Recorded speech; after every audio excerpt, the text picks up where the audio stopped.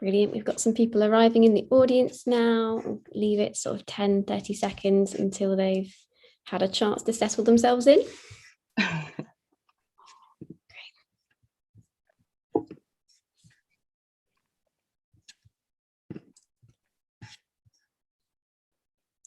Fabulous. Right. Well, I suppose we'd better get started then. So thank you everyone for coming here and being at this session today at the Stay at Home Literary Festival. This is the last weekend of our festival, but the sessions will be available on catch up from later this evening on our YouTube channel. So today we've got Cheska Major with a fantastic workshop on how to write a book in 10 easy steps, which I'm sure many of us will absolutely love to know how to do that. So Cheska is a novelist and screenwriter. She writes books based on mysterious events, and The Thin Place, her book, is based around sinister happenings at Overtoun Bridge in Scotland. Have I pronounced that right? Yeah.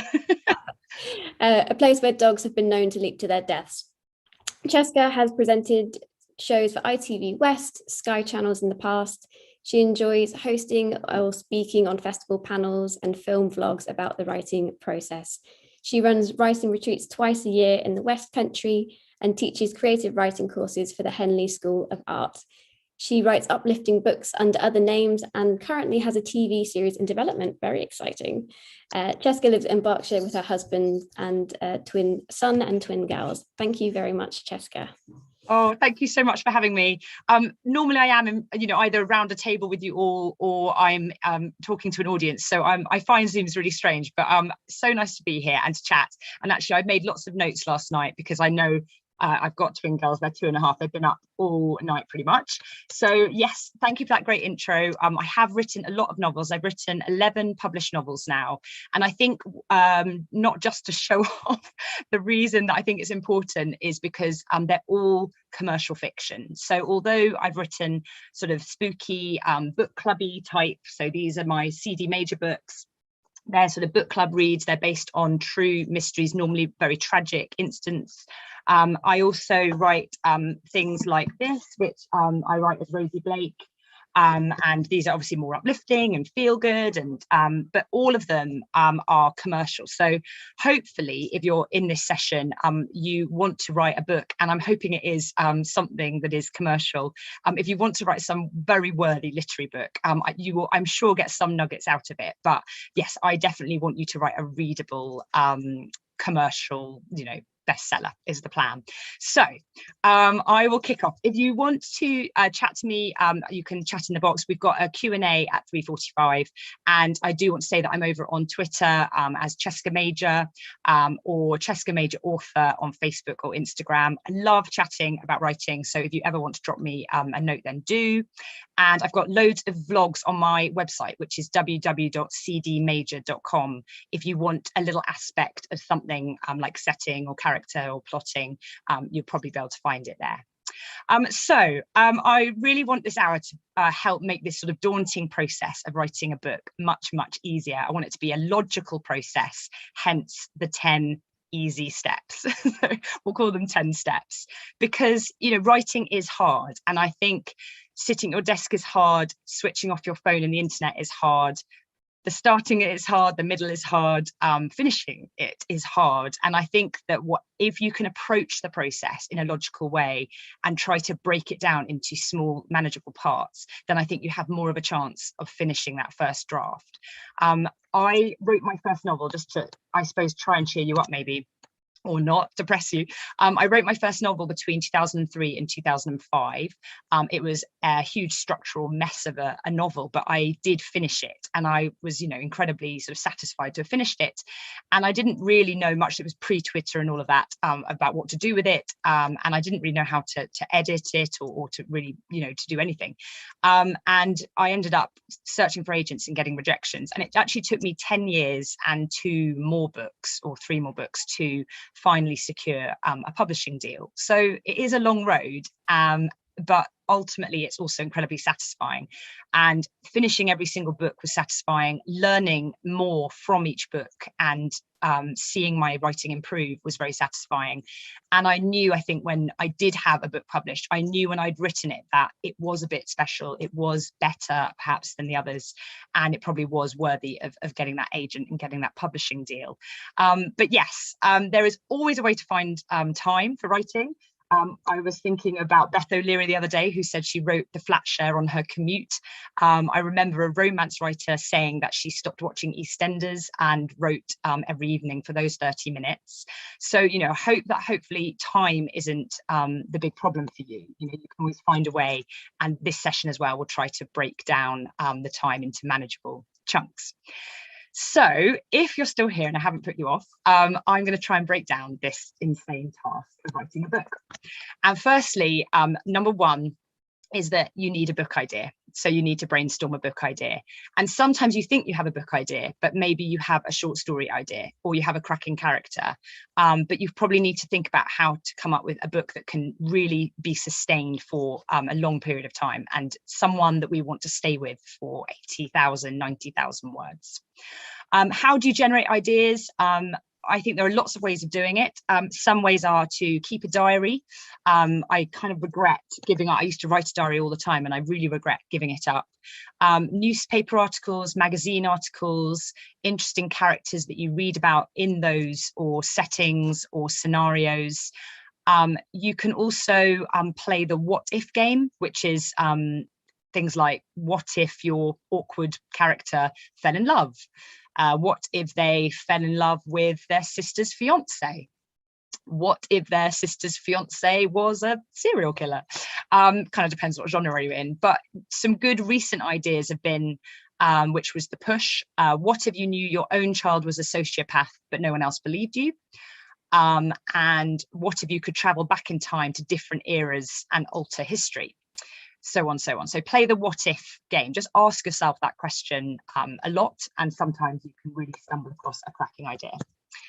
Another way of generating a book idea, and I think this is the old write what you know, and I think sometimes people misunderstand it. For me, write what you know is, what have you experienced in your life, the situations or a world that you know really well, and how can you use that to create a book? So I used to work in a boarding school, which is just ripe for being written about, which is why I'm so cross that I didn't write a diary.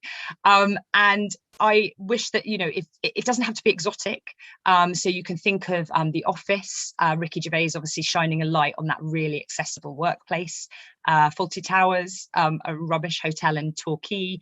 It doesn't have to be a glamorous exotic place, but where do you know really well? You know, what have you done? What do your family members do that you know about? You know, do use them. And also that it's easy to research. So I've got a vet husband and I regularly have vets in my books, mostly so I can just be like, darling, what's it mean when you do this? Consider an interesting character.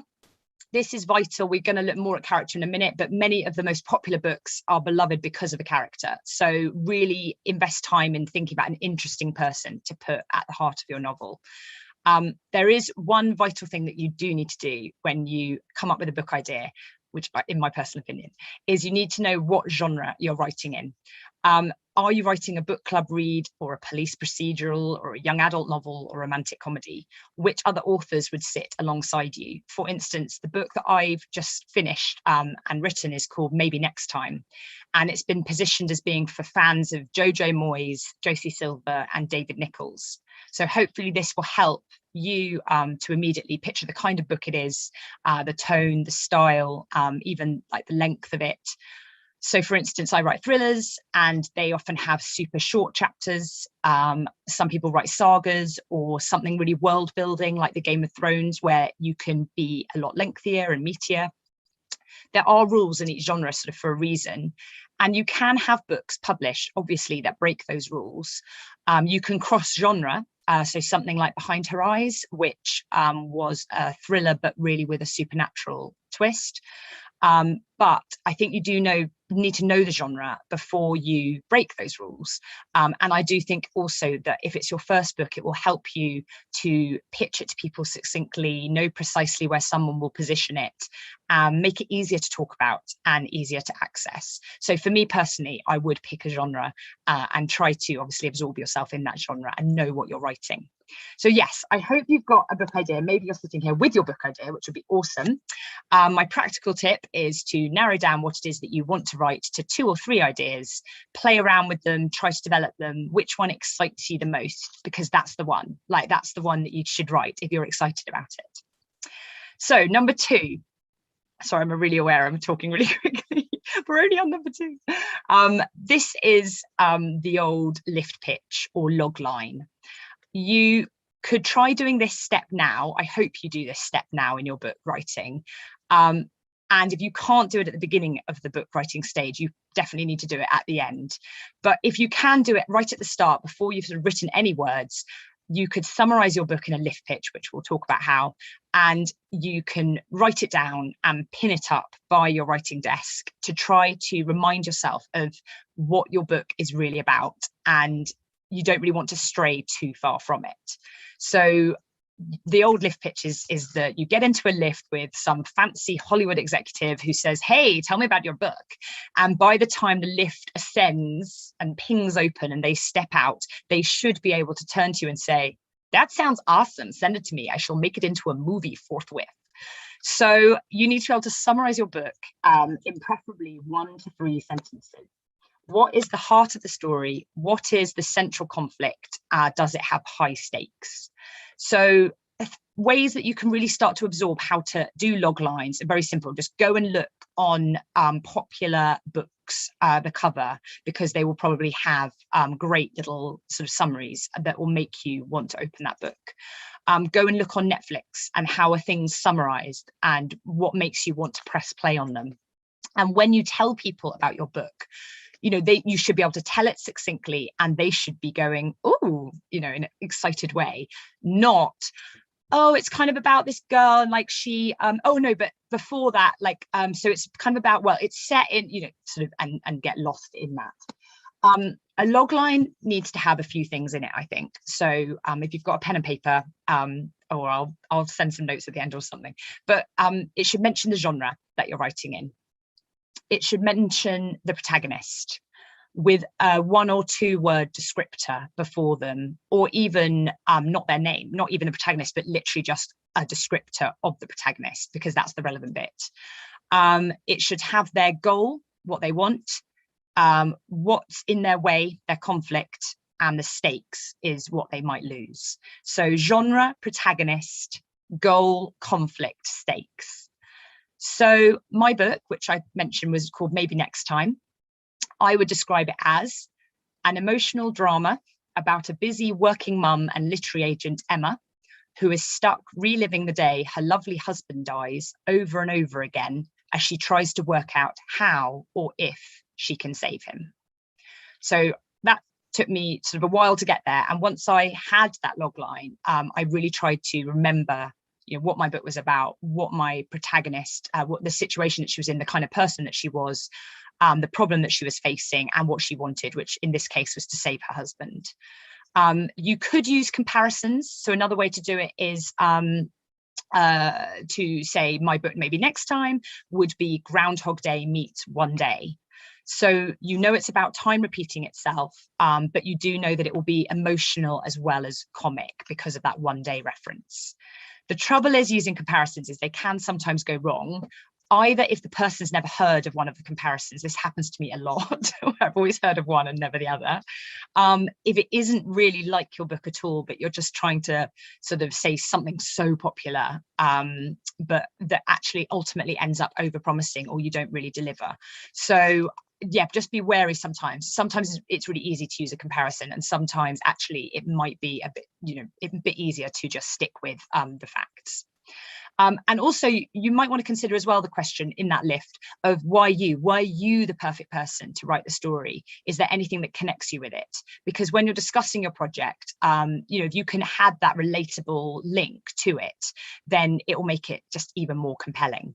So for me, maybe next time about this busy working mum, you'll be so shocked to discover so much of myself is in maybe next time, the stresses that woman has, the worry that I'm letting my life pass me by because I'm just so busy and that I'm not focusing on the right things. So all of that went into my novel, and it's just one aspect of my life, but I really plundered it for this book. So I tried to think of a personal connection. So your practical tip for number 2 is to try and create a logline for some of your favorite books or films using the structure that I talked about. And yes, I will. Someone said, could I repeat the logline? My logline, oh yeah, of course I can.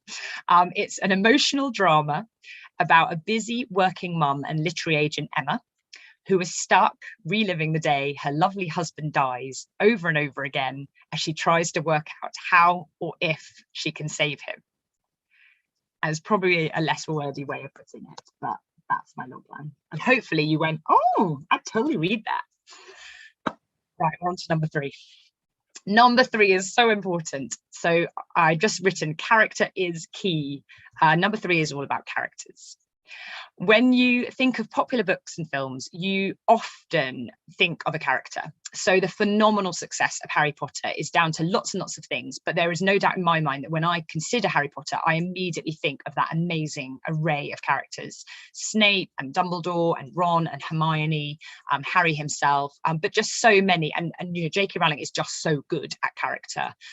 She knows her characters so well. They each have their own sort of little journey or arc over the series. They have their own quirks and personalities, and she's also done that wonderful thing of surprising us as well with some of her characters. And obviously I'm thinking of Snape and that brilliant twist, and all his backstory with Lily.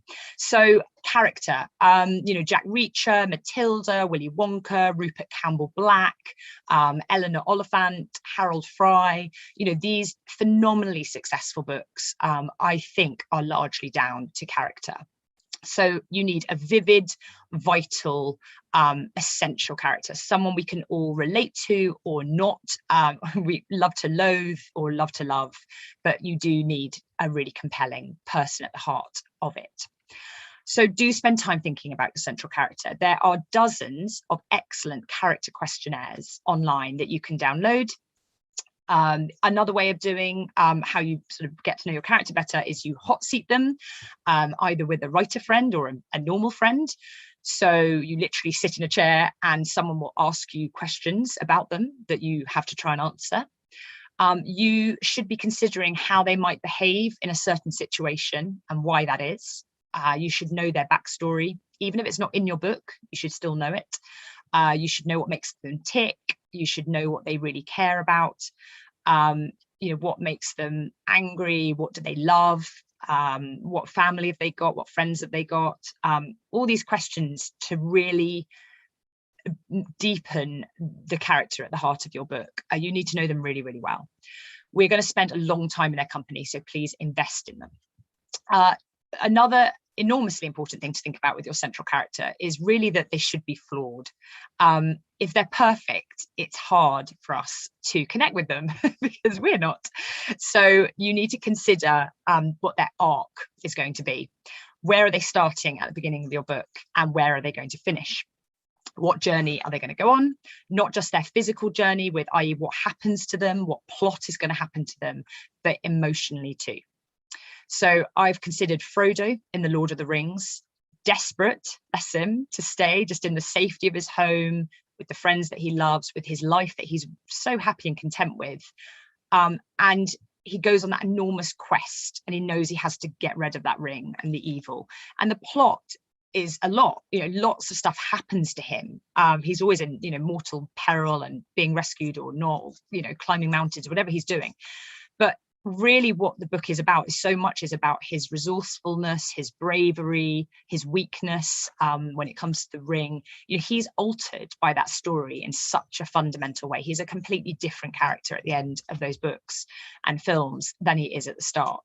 So we do need your character to go on a journey. We do need them to learn more about themselves. We don't necessarily need them to become good or become better, although obviously that can be very satisfying. And a lot of my romantic comedies, that's a large part of the book, is that the central character is being blocked by getting happy because of their own, you know, their own innate personality. But you do need them to change. And I would say that you also need your minor characters to go on a journey as well. This is something that I've neglected, I think, in early drafts of my book. Minor characters are sometimes there, and I realize that they're just shoved there for my main character to talk to. And that's not good enough. I need to know my minor characters just as well. However, I obviously don't want to necessarily throw in all this information. So much of it will be hinted at, or you know, a throwaway remark, or you know, you don't need to know that someone sort of hated their sister growing up, but you can show that in the way in which they respond when the main character is talking about family. So it's just trying to show the backstory, show their own agenda, and demonstrate that you know these characters brilliantly without explaining every last thing about them. I hope that makes sense. So my practical tip for 3 is to download a character questionnaire from the website, and there's lots. There's Stuart Ferris does a good one. I remember that's a very simple, easy one. Stuart Ferris, STEWARTFERRIS. But I just Googled them. They're fantastic. I've got a massive lengthy one of 50 questions long, which is a killer. And I always slightly bulk at it. And then the moment I get into it, and I don't answer all the questions on it, I get down to like question 6, and it will say something like, you know, what's his relationship with his mother? And either I'll be like, oh, I haven't even given him a mother. Or it will be the key to something. I'll think, oh yeah, maybe he's really close to his mother and that's why he's responded really badly to that scene, and it will really help me think of plot. So if you start with character, hopefully plot will come as well. Right, number 4, research. Oh, don't do a lot of it. For my debut, I mean, I'm an ex-history teacher, so you know this is going against the grain. But for my debut novel, which was called The Silent Hours, it was set in the unoccupied zone of France during World War II, and I did so much research. I probably could have done a PhD in unoccupied France in 1942. I read endless books, I read articles, I visited the site loads, and it definitely added so much to my book, such a richness to particularly the description. But I definitely didn't need to do as much as I did, and I definitely did a lot of it to write my book. Oh, I'm writing my book, I'm writing my novel, when really I was just reading around and not wanting to start my book. So research is great, but you don't need to become an expert in the field before you write. However, you might have to become an expert at something during the writing process. So what I do a lot of is I do a bit of research at the beginning. The basics are probably what I need to know. So if my character works in a toy shop, I might ring a toy shop and find out their day-to-day life and what it's like, and where do they order their toys from, and what are the problems in the industry, and what are the good things about working in a toy shop, and what are the bad things about working in a toy shop, and whatever questions I can come up with. And then once that interview's done, I would probably start the book. And then what will happen inevitably is I'll have something in the book where I'll want to go into a bit more of the intricacies of something, and I will just do an asterisk in the book. And at the end of my first draft, I will look up all those asterisks and know where I have to go and research. So often I have about 250 asterisks at the end of a book, maybe 300. Sometimes it's just spellings or something really simple I can fix really quickly. Sometimes it is a case of asterisks and I write something like, ask Gary. Gary's my friend who's a doctor. So I go and ask him, you know, what happens when people have stomach pain, what could it be? So yeah, I do that. I try to keep the momentum going in my writing, bit of research at the start, leave asterisks for where I need to research in moments where I can, and try not to get bogged down in research in the same way that I did in my first book. Now, I've got a really good bit of news, because what is important research is you have to read other books and watch television. So this is really important research, which is legit, as I keep telling my husband. You need to analyze what you're reading and watching though. So although you're watching, you are watching as a writer. So what works, what doesn't, how are they setting that secret up? What are they foreshadowing? How do they make you fall in love with that character or loathe them? So I mean, I'm watching The Line of Duty at the moment. So it's looking at The Line of Duty and thinking, what are they teeing up? Which paths are they trying to push me down? What's the relevance of the photograph in Jo Davison's flat of her and her mother? You know, why is that important in episode 1? I'm on episode 4, so don't worry, no spoilers here. But I've been thinking about it a lot, going, I know that photo will be important when she chucks her wine at the photo, but I don't know why yet. And it's really lovely to consider the options, and it's there deliberately. There is a reason that loads and loads of likable protagonists are orphans. Harry Potter and Oliver Twist and all, you know, just think of plenty of orphans in literature, because we're immediately, I suppose, being asked to empathize with a child who has lost their parents and is living in a cupboard. There's a reason that we sometimes show animal cruelty in thrillers to show the reader that one's a bad one. And there's also, you know, the famous book Save the Cat, which is if you want to create a likable character, they have to save the cat early on. So I'll give you an example of this. In The Silent Hours, I had a lovely hero, but he was a bit of a drip. He wasn't your archetypal, really strong. He was quite insecure. He was a lovely boy, but he was a bit wimpy. And my agent at the time said, he's a bit wimpy. And I thought, well, how can I show the reader that he is just wonderful and that we're totally rooting for this guy? And so in the first chapter where we meet him, he has hurt his leg and he is watching a dance. And he's watching the children in the streets dancing around to this music in France. And he watches this girl essentially sort of be quite isolated from her peers. No one wants to dance with her. You know, I can't remember, I think that she's got something physically perhaps wrong with her. So whatever reason, like he just feels desperately sorry for this girl. And he goes over and he asks her to dance, and she just beams at him. And during the dance, like other people are watching, and suddenly she's dancing and she's involved with her peers, and she's really grateful to this character for kind of sweeping in and dancing with her. And I remember a review or a reader or someone at the end of The Silent Hours said, oh, you know, when he danced with that girl. And I remember just thinking, I totally saved the cat, you. So that was all it took, you know, for me to tell the reader, this is a really good guy. This is a guy you want, you know, you want him to, you know, do well in this book. So that was what I did. That was my Save the Cat. So my practical tip for research is watch television. It's a great practical tip. Bring a notepad and pen, but watch TV and see what they do. And if you ever want to know how to plot backwards, I highly recommend watching the show 24. That's a really good one. Right, now, I did say 10 easy steps, and I'm not gonna lie to you, number 5 is not that easy. It's an idea. I know some of you will be sitting there never wanting to plan your book because you're a pantser. But number 5 is called plan your book. There's no real avoiding it. I've definitely become more of a planner, but this step will help you if you're a pantser and someone who just likes to sit down and write and see where it takes them. I have no idea how you managed to do that, but I do know from conversations with other writers, Amanda Jennings, I'm thinking about you, that you are definitely not alone in this. Lots of people just hate planning because they feel that it takes away all the joy of discovering things along the way. But I would urge you to consider that if you don't want to plot, you do these things perhaps at the end of your first draft and sort of test your first draft out. Or I would strongly urge you to do this for just 3 chapters at the start, just to see how you get on with it, because you might be a plotter. I hope I can sell it to you. So I would like you to try a chapter outline.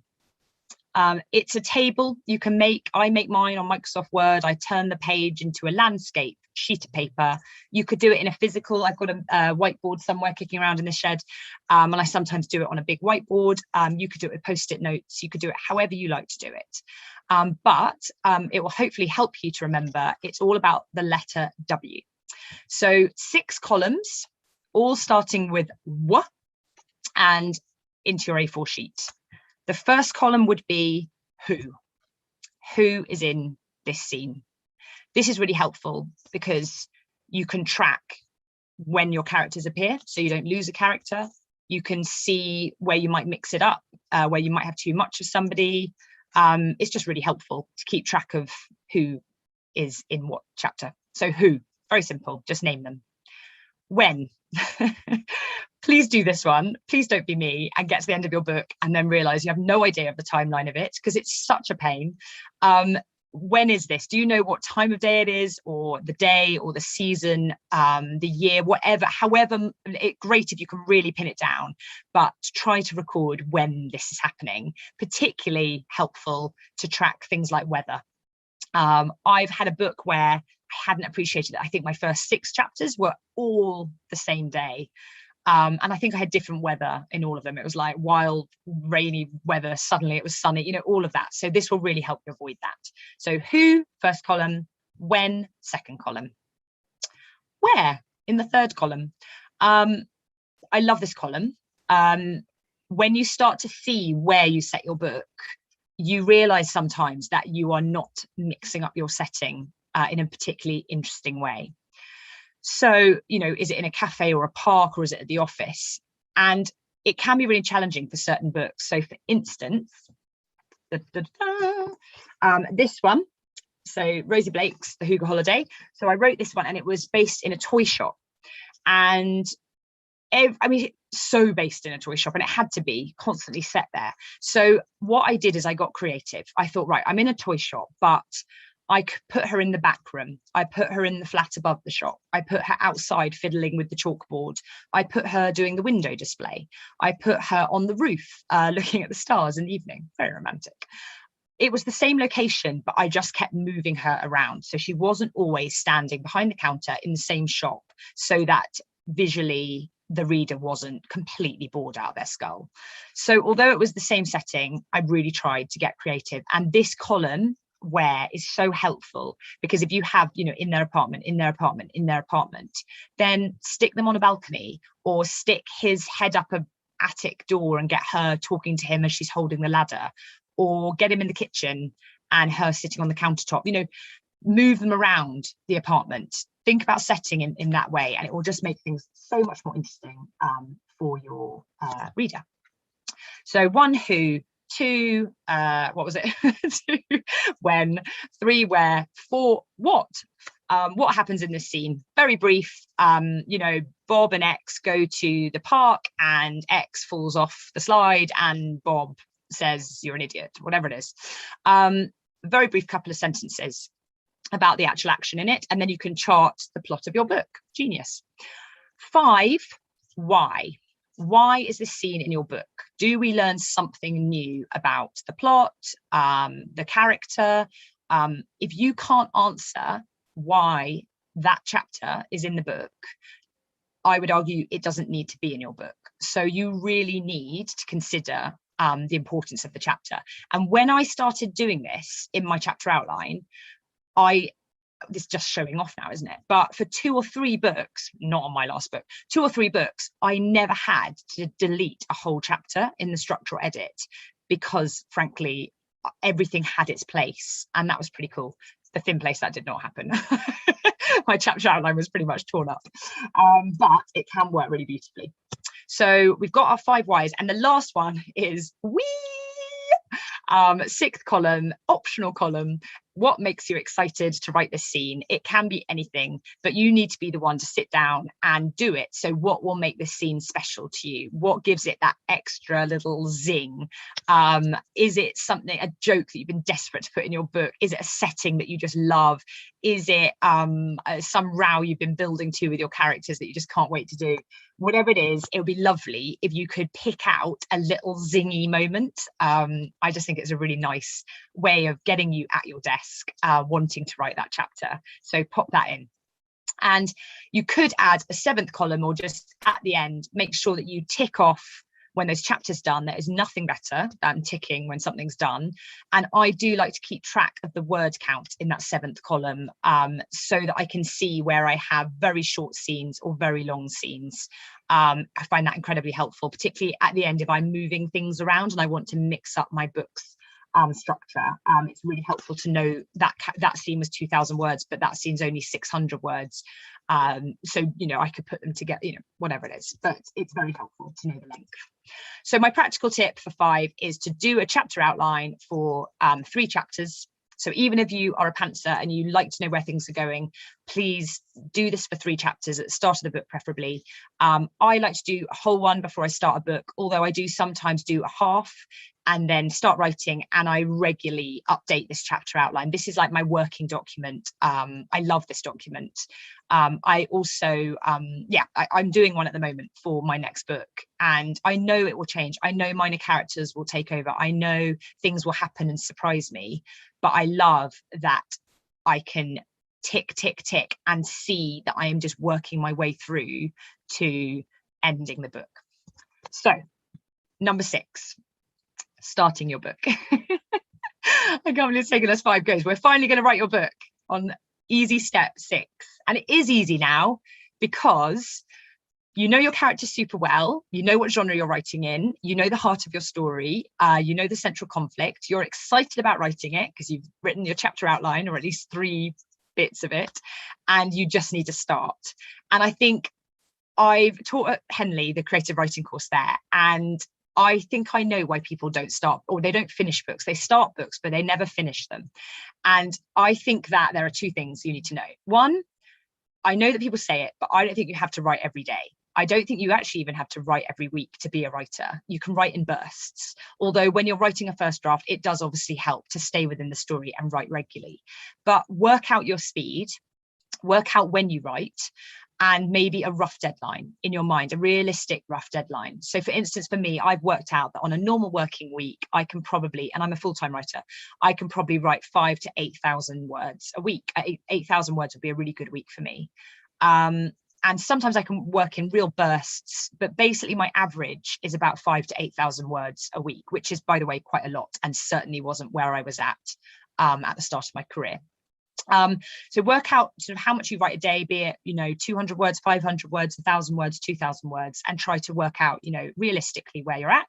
If you hate a daily word count, do a weekly word count, and just try to break down, you know, an 80,000, 90,000 word book into those small amounts. So for instance, if you did 4 writing days a week of 500 words, then you would write an 80,000 word novel in well under a year. So that should hopefully cheer you up a little bit. And the other thing that makes people not finish books is that you have a perfect idea in your head, and it's such a great book idea and you love it, and writing it is about to ruin it, and it will.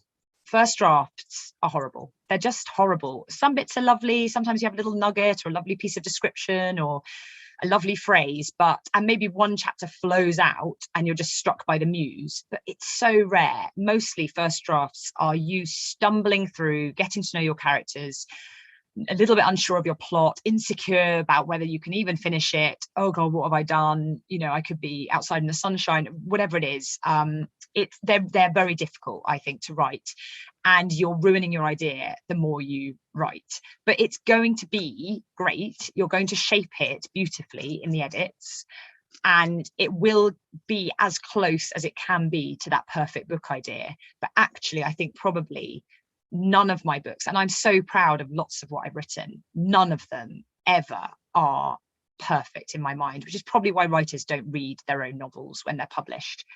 It's probably why reviews can hurt, because it's never perfect. It hits, some people love them, you know, I hope they're all great and that's why they've been published, but they're not perfect. So you need to probably let go of that idea that you're going to write the perfect book. The practical tip for starting is set up a space that you want to work in. I'm really lucky, I've got the shed, but can you carve out a place to write? I used to write on the bed, I used to write in a messy place, I used to write on the sofa, and it wasn't great. And now I have this dedicated space. I do really, really enjoy it. Right, I've got to speed up. I've got like Q&A in 4 minutes. Don't worry, it gets quick. Keeping going. You've got to keep going. Number 7, you've got to keep going. I slump at around 30,000 words, and there are things you can do to keep going. Word races, a writer's group, Twitter, a writing partner, your own record. try to write without stopping for a set amount of time. The Pomodoro technique, which you can Google, is great. That's like 20 minutes on, 5 minutes off, 20 minutes on, 5 minutes off. I like to record my word count. I chuck it all down on the same document, and I include days where I haven't written as notes, because actually, weirdly, that cheers me up, because sometimes I see that it hasn't taken me as long as I think to write a book.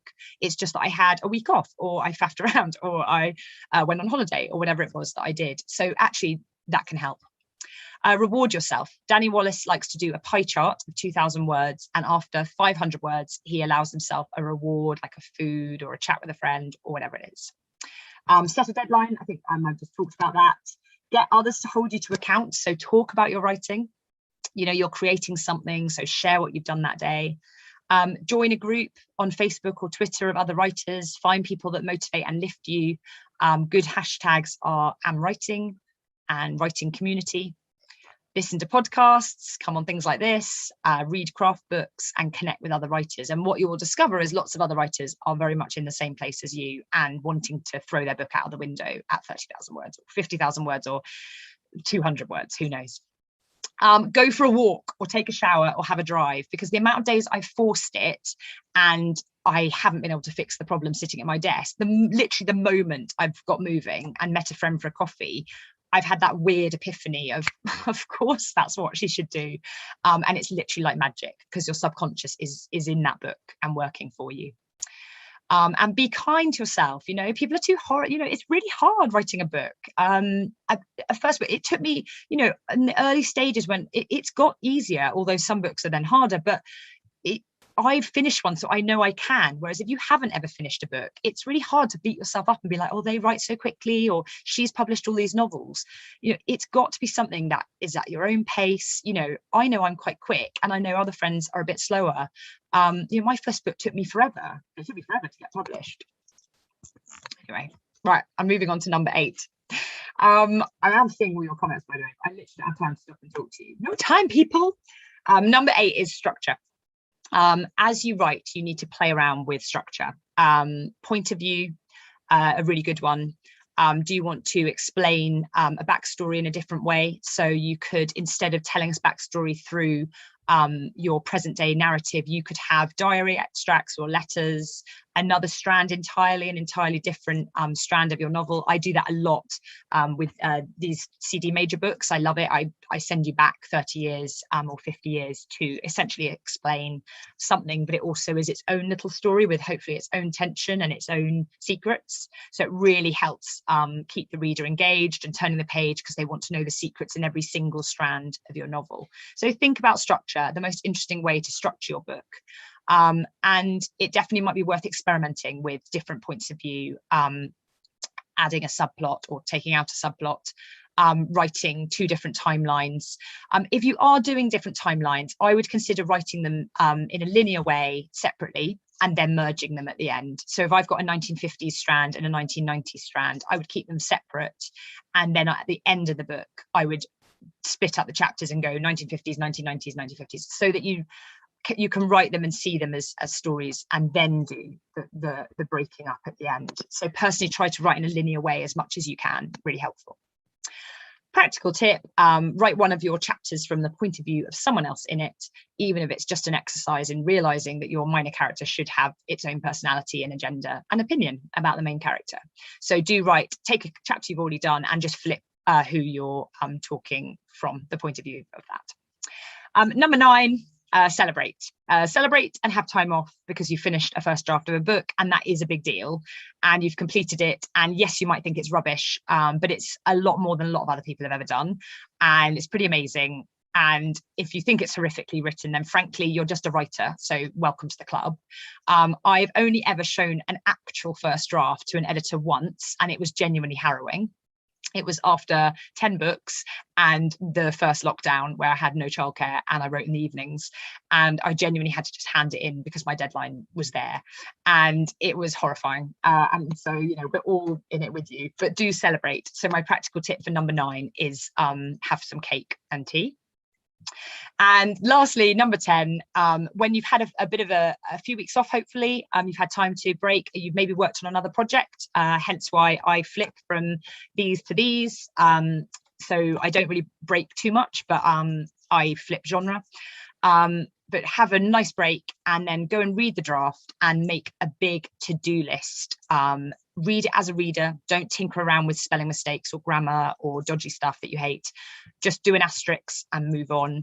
But you want to read it in that sort of broad stroke look. You know, what's it missing? Where are you bored? What do you want more of? Where do you tail away? Is it funny? Is it moving? Could you emphasize those things? Make a massive to-do list of big and small things that sort of occur to you. Refer back to your log line or come up with one now and see if you've deviated from that story.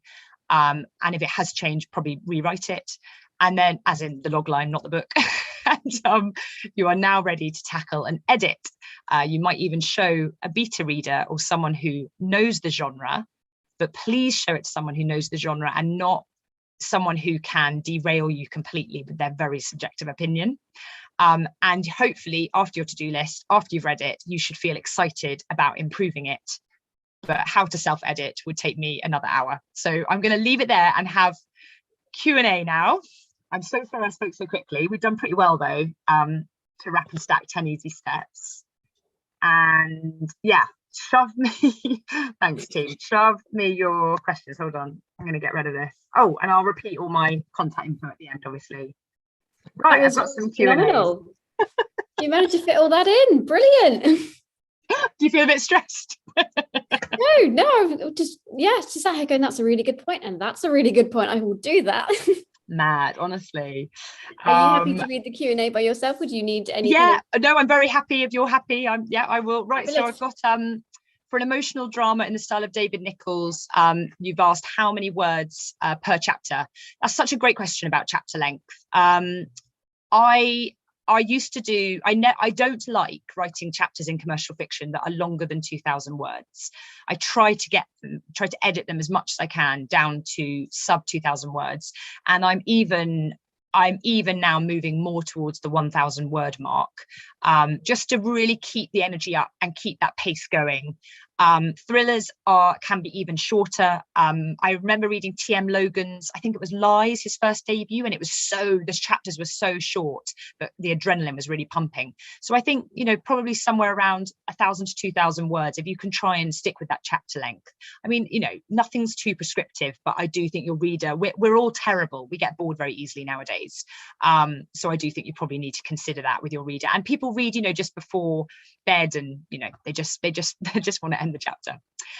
Sorry, what is meant by a book club book? That's a really good question. Any book where I think you are wanting to debate it and talk about it. So for instance, The Thin Place, which was my latest, it's about this horrible bridge in Scotland where dogs, true story, dogs are known to leap from the bridge to their deaths. And I got really interested in this mystery, and I decided to fictionalize why a bridge would become such a cursed place. And there's elements of slightly supernatural vibe to it, but it's not really the supernatural, it's a real story. And I've shoved quite a few big themes in there as well. So I've got a character who's very, very ill as a child, and what's her mother doing and what's going on there, and why is her mother doing things to her. So it's something that I think hopefully when you close the book, you're desperate to talk about, or chuck across the room as well. So some of you will hate it.